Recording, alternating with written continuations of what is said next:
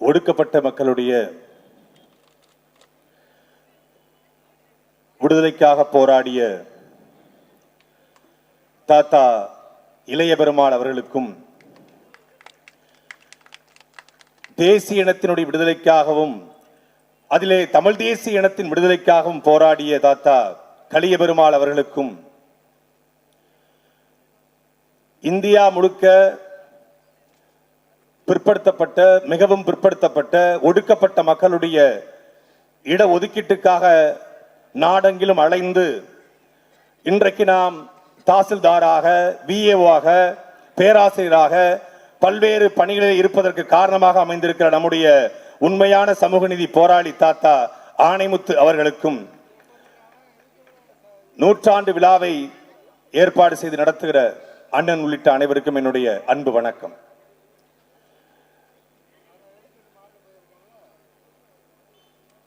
தாத்தா கலிய பெருமாளை பற்றி எல்லாரும் பேசினாங்க. 2021 திமுக ஆட்சிக்கு வந்த உடனே முதல் கைது சீமான் தம்பியின் கைது, என்னுடைய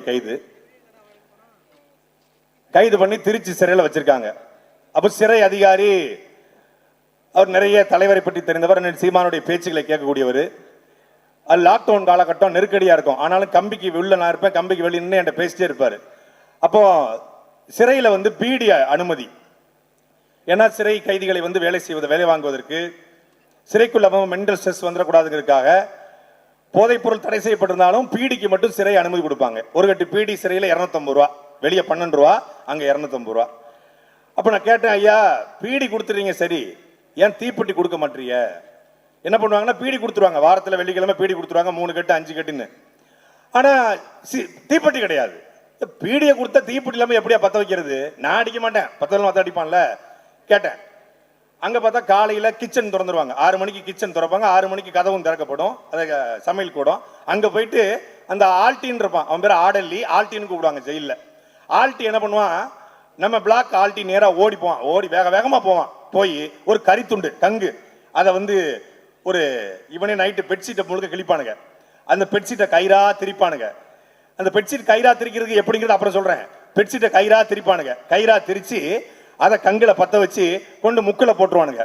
அதை வச்சு இரவு முழுக்க பகல் முழுக்க பத்த வைப்பானுங்க. அப்ப கேட்டேன், ஐயா புகை நாத்தடிக்குது, ஒரு தீப்பெட்டியை கொடுத்துட்டு போயிடலாம்னு.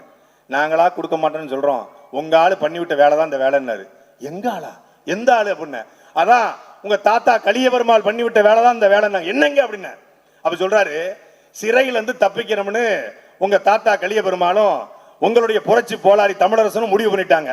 திருச்சி சிறையில முடிவு பண்ண உடனே என்ன பண்றாங்க, சிறைக்குள்ள வெடிமருந்தை கொண்டு வர முடியாது, வெடிகுண்டை கொண்டு வர முடியாது. என்ன பண்றாங்க, சிறைக்குள்ள வச்சே வெடிகுண்டை தயாரிப்பதற்கு 2 பேரும் முடிவெடுக்கிறாங்க. இவரு பொறியாளர், இவரு வாத்தியாரு, எல்லாத்தையும் தெரிஞ்சவர். முடிவெடுக்கிறாங்க. முடிவெடுத்து என்ன பண்றாங்கன்னா, சிறைக்குள்ள வெடிமருந்து எப்படி கொண்டு போறது? ஆனா அந்த சிறையில ஸ்லீப்பர் செல் இப்ப சொல்றோம் இல்லையா, அப்ப ஒரு தமிழ் தேசிய காவலர் இருந்திருக்காரு. அந்த காவலர் இந்த நாடு நல்லா இருக்கணும், தமிழ் மொழி இனம் பண்பாடு கலாச்சாரம் வரணும்னா தமிழரசனும் கலிய பெருமாளும் வெளியே போகணும் என்று நினைத்த ஒரு காவலர். இப்பவும் பல காவலர்கள் நம்ம ஊர்ல இருக்காங்க இல்லையா. காமராஜர் பிறகு ஒரு நல்ல தமிழனுக்கு சல்யூட் அடிக்கணும், சீமான சீக்கிரம் கொண்டு வாங்கன்னு சொல்லக்கூடிய காவலர்கள் நிறைய பேர் இருக்காங்க இல்லையா. அப்படி ஒரு காவலர் அங்க இருந்திருக்காரு. அந்த காவலர் என்ன பண்றாரு, அப்ப தீப்பெட்டி அனுமதி உண்டு சிறையில. ஐயாவுக்கும் சிகரெட் பிடிக்கிற பழக்கம், பீடி குடிக்கிற பழக்கம் கிடையாது, நம்ம அண்ணன் தமிழரசனுக்கும் பழக்கம் கிடையாது. அப்ப தீப்பெட்டிய காவலர் என்ன கொண்டு போறாங்க, ஒரு தீப்பெட்டி தான் காவலர் கொண்டு போக முடியும். அந்த காவலர் சிகரெட் பிடிக்கிற மாதிரி கொண்டு போறாரு. ஐயா தீப்பெட்டியை வாங்கிறது, மருந்த பூரா எடுத்து வைக்கிறது. எவ்வளவு நாள்? 6 மாசம் இப்படி கொஞ்சம் கொஞ்சமா மருந்தை சேர்க்கிறாங்க. மருந்தை சேர்த்து உருண்டி ஒரு உருண்டைய எப்படி இவங்க கண்டுபிடிச்சிருவாங்க, இவங்க ஸ்மெல் பண்ணிடுவாங்க அவருக்கு தெரிஞ்சிருக்கு. ஏன்னா அது யாருன்னு நமக்கு தெரியும்ல. ஒரு உருண்டையை நல்லா உருட்டி வெளியே, சிறைக்கு வெளியே ஒரு இடத்துல மண்ணை தோண்டி மண்பானைக்குள்ள வச்சு துணியை வச்சு மூடி புதைச்சிடறாங்க. இன்னொரு உருண்டையை தலையணைக்குள்ள வச்சிருக்காரு. சிறைக்குள்ள திடீர்னு சூப்பரண்டன்ட் கண்காணிப்பாளர் ரைடு வராரு. தெரிஞ்சிருது, எப்படியோ பிடிச்சிடறாங்க. ரைடு வந்து டப்பு டப்புன்னு உருட்டி எடுத்து, என்னங்க அது தலையில் நீங்க மருந்து வச்சிருக்கீங்க, என்ன மருந்து அப்படின்னு. தீக்குச்சி மருந்துங்க. தீக்குச்சி மருந்து எது கொடுத்து வச்சிருக்கீங்க? வெடிகுண்டு செய்ய போறீங்களா? சூப்பரண்ட். ஐயா ரொம்ப நாளா எனக்கு மூட்டு வலிங்கய்யா, ரொம்ப நாளா மூட்டு வலி. நானும் கேட்டு பாக்குறேன், நீங்க வெளியே கூட்டு போக மாட்டீங்க. அந்த மூட்டு வலிக்கு இந்த தீப்பெட்டி மருந்தை வந்து தைல மாதிரி தேங்காய்ல குழப்பி போட்டா சரியாகும்னு ஒரு நாட்டு வைத்தியம் சொன்னாருங்கய்யா, அதனால வச்சிருக்கோம்யா. எடுத்துட்டு போயிட்டாங்க. இதை தன்னுடைய மக்களின் துணையோட மரணத்தின் வென்றில் அவர் பதிவு பண்ணியிருக்காரு. இதை சிறை அதிகாரி என்று சொன்னாரு. அப்போ திருப்பி அந்த அந்த மருந்து எடுக்கிறாங்க. வெளியே வச்சிருந்த மருந்தை எடுத்து இந்த இப்போ சிறையில வந்து கயிறு திருக்கிறாங்களே, சிகரெட்டுக்கு கயிறு, பெட்ஷீட்டை கிழிச்சு, இதற்கும் யோசனை சொல்லி கொடுத்தது நம்மளுடைய தாத்தா கலியபெருமாள் தான். இன்னைக்கு சிகரெட்டு பிடிப்பதற்காக அந்த கயிறை திரிக்கிறான். அன்னைக்கு பெட்ஷீட்ல ஒவ்வொரு நூலா உருவி, பொதுவா குண்டாஸ் கைதிகளுக்கு, ஆயுள் தண்டனை சிறைவாசிகளுக்கு, மரண தண்டனை சிறைவாசிகளுக்கு பெட்ஷீட் கொடுப்பாங்க ஜெயில. எல்லாருக்கும் கொடுக்க மாட்டாங்க, எனக்கு கொடுத்தாங்க. குண்டாஸ்னால எனக்கு கொடுத்தாங்க. அந்த பெட்ஷீட் நல்ல கனத்த பெட்ஷீட்டா இருக்கும், நல்ல முரட்டுத்தனமா இருக்கும், நல்ல கம்பளி போத்துற மாதிரி இருக்கும். அந்த பெட்ஷீட்டை ஒவ்வொரு நூலா உருவிருக்காங்க. அந்த நூலை உருவி உருவி உருவி உருவி உருவி கிட்டத்தட்ட சிறையினுடைய சுவர் 20 அடி, 20 அடிக்கு கயிறு திரிச்சிருக்காங்க. சிறைக்குள்ள உட்கார்ந்து தாத்தாவும் நம்முடைய அண்ணன் தமிழரசனும் கயிறை திரிச்சு, அப்போ தமிழரசன் சொல்லியிருக்காரு, நம்ம கனமான கயிறை திரிப்போம், அப்படிதான் எல்லாரும் ஏறி போக முடியும். வேண்டாம், கனமான கயிறு திரிக்க முடியாது, நூல் நம்மகிட்ட இல்ல, மெலிதான கயிறு திரிப்போம். ஏன் அப்படி சொல்றீங்க? அந்த மெலிதான கயிறு திரித்து இதே சிறையில நம்ம கூட இருந்த ஒருத்தர் தப்பிச்சு போயிருக்காரு. அவர் வேற யாரும் இல்ல, எங்கள் திருநெல்வேலி மண்டை சார்ந்த சிவலப்பேரி பாண்டி, திருச்சி ஜெயில கடைசியா தப்பிச்சு போனவர். சிவலப்பேரி பாண்டி அப்படி தப்பிச்சு போயிருக்காரு. அதனால அவரை ஃபாலோ பண்ணி நாமளும் போவோம்னு சொல்லி கயிறை திரிக்கிறாங்க. கயிறை திரிச்சு உள்ளேயே வெடிகுண்டு தயாரிச்சு, இன்றைக்கு சிறை கம்பிகள் மாற்றம் செய்யப்பட்ட கம்பி. இன்னைக்கு கலைஞர், ஜெயலலிதா, கருணாநிதி எல்லாம் வந்த பிறகு கட்டின ஜெயிலு. அன்னைக்கு திருச்சி ஜெயிலும் போது 1886 வெள்ளக்காரன் கட்டின ஜெயிலு. அவ்வளவு உறுதியா இருக்கும். இவ்வளவு தண்டி கம்பி, இந்த கம்பி கிட்டத்தட்ட இவ்வளவு இந்த மைக் தண்டில இருக்கும். இந்த கம்பிய எதை வச்சு அறுத்தாங்கன்னே தெரியல, அறுத்திருக்காங்க. அறுத்து அதை திரிய வந்து வெளியே போட்டு பத்த வச்சு கம்பி கேட்ட உடைச்சி வெளியே போய் 7 பேர் தப்பிச்சு திருச்சி சிறையிலிருந்து வெளியே வந்திருக்காங்கன்னா எவ்வளவு பெரிய மன உறுதி கொண்டவர்கள், ஆற்றல் கொண்டவர்கள் என்பதை புரிந்து கொள்ள முடிகிறது. அப்படி ஜெயில தீப்பெட்டி தடைக்கு காரணம் நம்முடைய தாத்தா கலியபெருமாள். இப்படி ஒவ்வொரு பொருளா தடையாவதுல அதுக்கு பல தடைகளை போட்டாங்க. ஏன்னா எப்படியாவது இந்த மக்களுக்காக போராட வேண்டும் என்ற வெறி.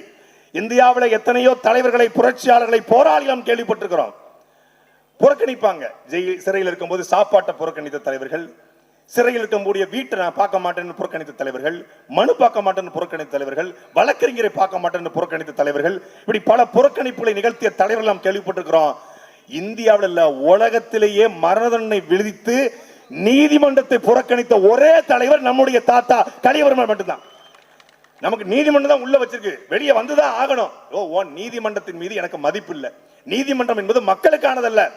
எங்க அண்ணா சொல்லுவாங்க, அது நீதிமன்றம் இல்லடா, அது தீர்ப்பு மன்றம் பாரு, அது தீர்ப்பு தான் வழங்குது, எங்க நீதி வழங்குது என்று இந்தியாவிலே பாபர் தீர்ப்புக்காக பேசிய ஒரே தலைவர் அண்ணன் சீமான். அண்ணன் சீமானுடைய தாத்தா கலியபெருமாள் சொல்லிருக்காரு, அது நீதி வழங்காது, அதனால நீதிமன்றத்தை புறக்கணிக்கிறேன் என்று புறக்கணிச்சார்.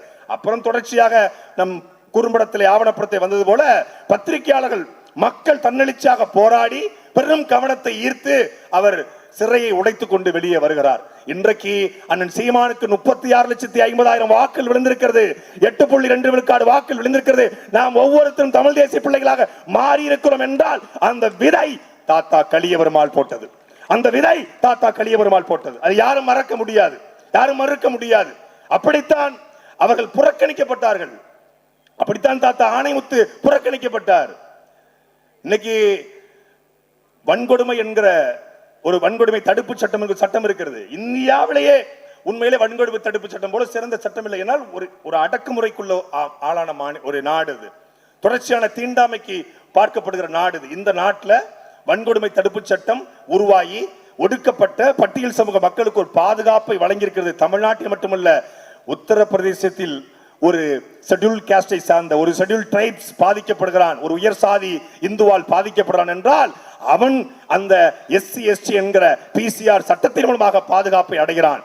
அதே போல பீகாரிலே, அதே போல ஆந்திர பிரதேசிலே, அதே போல தமிழ்நாட்டிலே எல்லா மாநிலங்களும் இன்னைக்கு பிசிஆர் என்கிற வன்கொடுமை தடுப்பு சட்டம் இருக்கிறது என்றால் அந்த தடுப்பு சட்டத்தை இந்தியா முழுமைக்கும் பயணப்பட்டு தீண்டாமை ஒழிப்பு கமிட்டி என்கிற கமிட்டியுடைய தலைவராக இருந்து அதை வடிவமைத்து கொடுத்தவர் நம்முடைய தாத்தா இதே காட்டுமன்னார் கோயிலில் பிறந்த இளையபெருமாள் அவர்கள். மறைச்சிட்டான், வரலாறு மறைச்சிட்டான். உண்மையிலேயே நேத்து நம்ம கட்சியில் இருக்கக்கூடிய ஒரு முக்கியமான அண்ணனே, தம்பி கலிய பெருமாள் ஐயா தெரியும், யார் இந்த இளைய பெருமாள்னாரு. நமக்கே இந்த நம்மனா தமிழ்நாடு முழுக்க ஐயா இளைய பெருமாளை இந்த திமுகவும் இந்த காங்கிரசும் இந்த ஆளும் கட்சிகளும் எப்படி கொண்டு போய் சேர்த்திருப்பான்னு புரிஞ்சு கொள்ள முடிகிறதா? போலியாக தன்னுடைய சாதிக்கு இடஒதுக்கீடு வாங்கி கொடுக்க போராடி இடஒதுக்கீட்டே தலையில மாத்தி போட்டவன் சமூக நீதி போராளின்றான். அதுக்குள்ள தெலுங்கு லாபியை வச்சு அதுக்குள்ள ஒரு 3 விழுக்காடை வாங்கி கொடுத்தவன் சமூக நீதி போராளி, சமூக நீதி அரசியல் பார்த்தவர்ன்றான். ஆனா உண்மையிலேயே சமூக நீதி போராளியாக யார் இருந்திருக்கணும்? யார் இருந்திருக்கணும்? ஆணைமுத்தவர்கள் தான் இருந்திருக்கணும். ஆணைமுத்து தான் சமூக நீதி போராளி.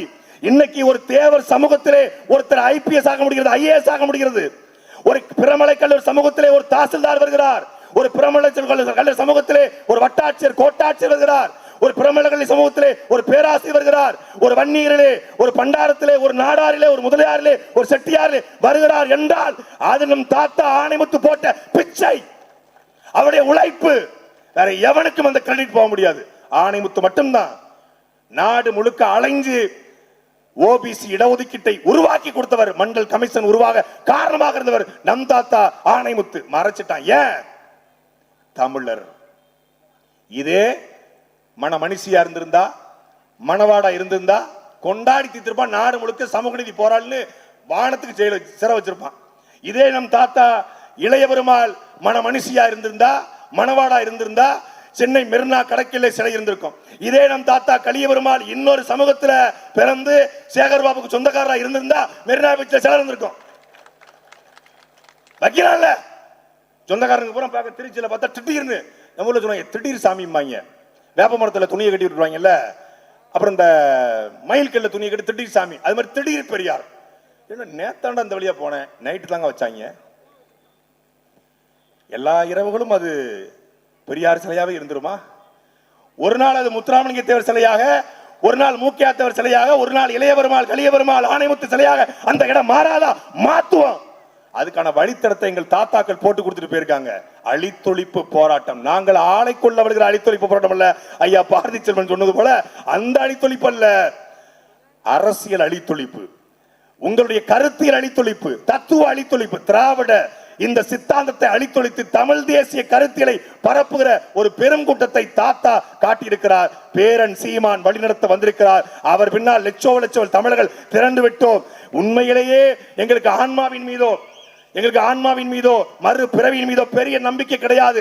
ஆனால் உண்மையிலே எங்கள் தாத்தாக்களுக்கு ஆன்மா என்று ஒன்று இருக்கும் என்றால் நிச்சயமாக இந்த கூட்டத்தை பார்த்து 3 பேரும் ஆனந்த கண்ணீர் வடிப்பார்கள். இதற்குத்தானே நாம் உழைத்தோம். அதை சீமான் நடத்தி கொண்டிருக்கிறான். ஒரு 500 பேரை இந்த காட்டுமன்னார் கோயில்ல இந்த பகுதியில் ஒரு 200 பேரை திரட்டிட மாட்டோமோன்னு உழைச்ச ஐயா கலிய பெருமாள் இன்னைக்கு ஆயிரக்கணக்கான தமிழர்கள், தமிழ் தேசியவாதிகள், பச்சை தூய தமிழர்கள் கூடி அவருக்கு புகழ் வணக்கம், வீர வணக்கம் செலுத்துவோம் என்பதே தாத்தா கலிய பெருமாளுக்கும் இளைய பெருமாளுக்கும் ஆணை முத்துவுக்குமான உண்மையான வீர வணக்கம். நன்றி, வணக்கம். நாம் தமிழர்.